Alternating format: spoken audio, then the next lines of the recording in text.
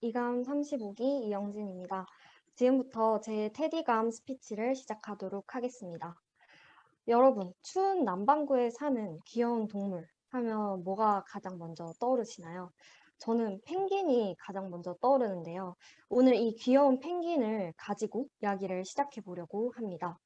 펭귄은 이렇게 서로를 되게 따뜻하게 안아주며 교감하는 방식, 혹은 걸음걸이에서 많은 이들에게 사랑을 받고 있습니다. 이런 매력적인 펭귄에게 안타까운 사실이 한 가지 있는데요. 바로 날개가 있음에도 불구하고 날지 못한다는 것입니다. 보통 날개라는 기능은 하늘을 날 수 있도록 도와주는데 이 펭귄은 날개가 있음에도 불구하고 날지 못한다는 것이 우리가 알고 있는 사실이죠. 하지만 이 사실을 뛰어넘어 여기 펭귄을 날게 한 일본의 아사히야마 동물원이 있습니다. 좌측의 책은 이 동물원의 자전적인 내용을 담고 있는 소설인데요. 펭귄을 날게 하라. 이 제목에서부터 굉장히 어려운 도전이자 미션인 것 같죠. 이 동물원은 사람이 많이 모이지 않는 곳에 위치하고 있었기 때문에 그다지 많은 인기를 얻지 못했고 폐쇄 위기에 놓여 있었습니다. 그때 동물원 직원들은 동물원을 부흥시키기 위해 다음과 같은 질문을 끊임없이 던졌습니다. 어떻게 하면 사람들을 주목시킬 수 있는 동물원을 만들 수 있을까? 이때 남녀노소 불문하고 이렇게 많은 사랑을 받고 있는 펭귄이 날지 못한다라는 이 콤플렉스, 이 콤플렉스를 이겨내고 날 수 있다면 많은 사람들에게 희망을 안겨주지 않을까 하고 그때부터 펭귄이 날 수 있는 방법을 강구해보기 시작합니다. 굉장히 무모한 도전인 것 같은데 결론은 대성공적이었습니다. 이렇게 보시는 바와 같이 관객분들이 하늘과 맞닿아 있는 투명한 유리 수족관을 밑에서 위로 올려다 본다면 펭귄이 유리에 헤엄치는 모습이 마치 펭귄이 나는 것처럼 보였죠. 그러니까 결론적으로는 손님들이 나는 펭귄을 관찰할 수 있었다는 것입니다. 우린 여기서 무엇을 알 수 있냐? 바로 역발상의 힘을 얻어갈 수 있습니다.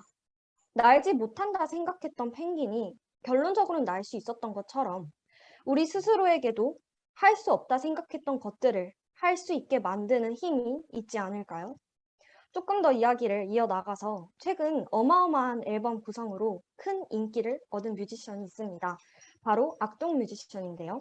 악동 뮤지션은 최근 넥스트 에피소드라는 앨범을 가지고 컴백을 했는데 이선희, 잔나비, 아이유 등등 굉장한 라인업과의 콜라보로 큰 화제를 얻었습니다. 저는 여기서 아이유님과 콜라보를 한 타이틀곡 낙하에 대해서 이야기를 해보려고 합니다. 낙하의 곡의 가사를 잠깐 같이 볼까요? 낙하라는 정의를 일단 먼저 생각을 하면 떨어진다. 이 정의로 이제 생각을 할 수 있는데 이 정의에 맞게 낭떠러지, 예상했던 것보다 조금 더 아플 수 있다. 눈 딱 감고 낙하. 이런 맥락이 이어지죠. 그럼 우리는 여기서 낙하라는 곡을 조금 공포스럽게 느낄 수도 있을 것 같습니다. 예상보다 더 아플 수 있는 추락. 이것을 우리가 긍정적으로 생각하기는 조금 어렵죠. 그러나 예상 밖으로 이 곡을 작곡했던 악동 뮤지션의 이찬영님은 이 곡이 200% 긍정적인 곡이다 라고 설명을 해주셨습니다. 이것은 그가 인터뷰했던 일부의 내용인데 함께 보시면 떨어지고 떨어지다 보면 하지만 땅이 없을 때 결국 우리는 지구 반대편으로 다시 날아가게 되지 않을까라고 설명을 해주셨습니다. 아까 날지 못했다 생각했던 펭귄이 날 수 있었던 것처럼 사실 낙하라는 뜻도 우리가 조금은 편협하게 생각했을 수도 있을 것 같습니다. 낙하의 뜻이 떨어진다고 했지 바닥으로 추락한다 혹은 바닥으로 떨어져 죽을 수 있다는 아니잖아요. 우리는 인생에서 하강과 상승을 반복한다고 하는데 사실 이 하강에서 떨어질 도착 지점이 하늘이라고 가정을 한다면 우리가 땅에서 하늘로 낙하를 한다고 생각을 한다면 이것이 추락이 아니라 비상이 될 수 있다는 것입니다.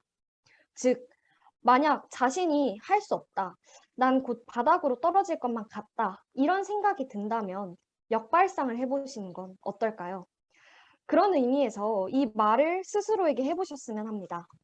아닌데, 옛날부터 마음먹기에 달렸다라는 말을 우리는 굉장히 진부하게 들어왔습니다. 그런데 이 마음먹기가 지금 힘든 거, 너 지금 힘든 거 다 지나갈 거야. 이런 식으로 부정적인 상황을 긍정적으로 생각하라는 것이 아니라 애초에 우리가 처해져 있는 이 상황이 여러분들에게 긍정적인 상황인 것입니다. 저의 이야기를 조금 해보자면 저는 최근에 진로에 대한 고민이 굉장히 많아졌어요. 방학이라는 시간이 주어지기도 하고 이제 차차 포트폴리오라는 거를 쌓아야 한 나이라고 하더라고요. 이제 막 성인이 된 것 같은데 사회인이 되기 위한 고민을 얼른 정하라고 재촉하는 것 같아서 많이 힘들었고 결론적으로 스스로에게 정신적인 자해를 하게 되더라고요. 왜 난 아직일까?